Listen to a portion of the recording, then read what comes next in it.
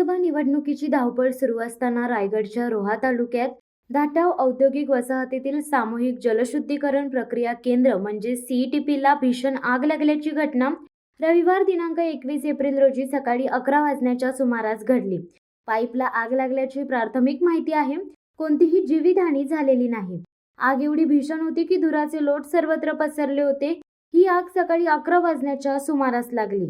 अग्निशामक दलाच्या 2 गाड्या घटनास्थळी तातडीने पोहोचल्या।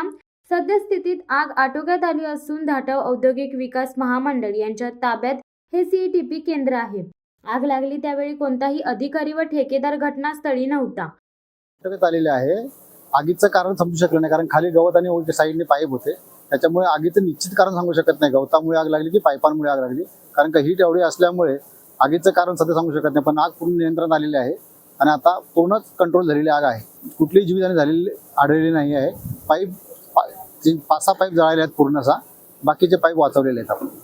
कारण सध्या तरी सांगू शकत नाही आपण। आता कसं आहे, हीट असल्यामुळे एवढी हीट असल्यामुळे गवताचं कारण गवतही पाईपांखाली खूप असल्यामुळे ते हीटमुळे की पाईपांचे कोणी आग लावली याच्या हे निश्चित कारण सांगू शकत नाही सध्या तरी आपण। शिवसत्ता टाइम्ससाठी अक्षय जाधव, रोहा।